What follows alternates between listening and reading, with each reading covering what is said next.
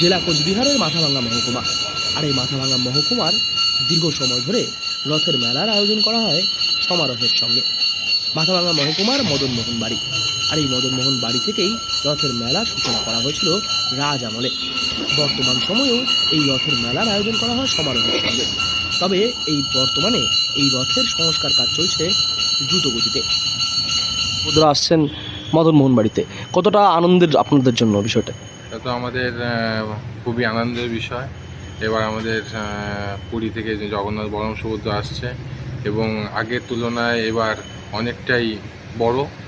আগে 18 ইঞ্চির জগন্নাথ বলরাম ছিলেন, এবার 2 ফুট, প্রায় 2 ফুটের জগন্নাথ বলরাম সুভদ্রা আনছে এবং আগের থেকে অনেকটাই সুন্দর। কীরকম ভক্তবৃন্দের সমাগম হয় এখানে? এখানে রথের মেলায় তো লাখখানিক সমাগম হয়।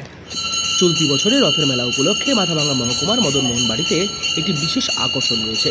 আর সেই আকর্ষণের জন্যই বর্তমান বছরে এই রথের মেলা আরও অনেকটাই আকর্ষণীয় হয়ে উঠতে চলেছে দর্শনার্থী ও পুণ্যার্থীদের জন্য। বিভিন্ন সময় এই মন্দিরে বহু পুণ্যার্থীরা ভিড় জমান। তবে রথের মেলা উপলক্ষে লক্ষাধিক পুণ্যার্থী ও দর্শনার্থীদের ভিড় জমে এই বিশেষ দিন উপলক্ষে। বর্তমান সময়ে এই রথের মেলা উপলক্ষে সাজিয়ে তোলা হচ্ছে মন্দিরকে। চলেছে এবারের রথযাত্রা। আমরা সবাই একটা ডিসিশন নিয়েছি যে এবার পুরী থেকে জগন্নাথ বলরাম সুভদ্রা আনা হবে। আগের জগন্নাথ বলরাম সুভদ্রাটা অনেক দিনে হয়ে গেছে, পুরনো হয়ে গেছে এবং ওটা কিছু ভেঙে যাওয়ার জন্য আমরা এবার পুরী থেকে জগন্নাথ বলরাম সুভদ্রা নিয়ে আসলাম। আর এর সাথে রথেরও সংস্কার হয়েছে, রং করা হয়েছে। আর এর সাথে আমাদের রথের যে সারথি তাকেও নতুন করে আনা হয়েছে।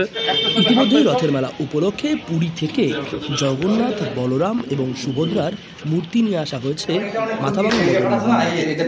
যে কারণে এক আলাদা উদ্দীপনা কাজ করছে রথের মেলাকে কেন্দ্র করে। বর্তমান সময়ে এই পুরীর জগন্নাথ, বলরাম, সুভদ্রার মূর্তি রথের মেলার আগেই রীতিমতো প্রচার হয়ে গিয়েছে মাথাভাঙ্গায়। যে কারণে ভক্তদের মধ্যে এক আলাদা উদ্দীপনা কাজ করছে রথের মেলাকে কেন্দ্র করে।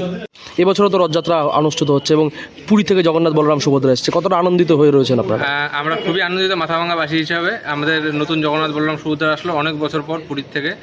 তো আমার একটাই ইসে যে এবার মেলাটাও 7 দিন ধরে চলবে, তো সবাই আসো, সবাই মেলায় খুব আনন্দ করো, রথযাত্রার দিন সবাই অংশগ্রহণ করো, খুব ভালোভাবে। দীর্ঘ সময়ের প্রাচীন তো এই রথযাত্রা, আনুমানিক কত বছর হয়েছে? প্রায় রাজার আমল ধরে চলে আসছে, এটা অনেক দিন ধরেই চলছে। বলতে গেলে 100 বছরেরও বেশি বিগত সাল ধরে চলছে জিনিসটা। আচ্ছা, অন্যান্য বছরের চাইতে মাথাভাঙ্গা মদনমোহন বাড়িতে এবার ভিড়ের মাত্রা অনেকটাই বাড়তে চলেছে।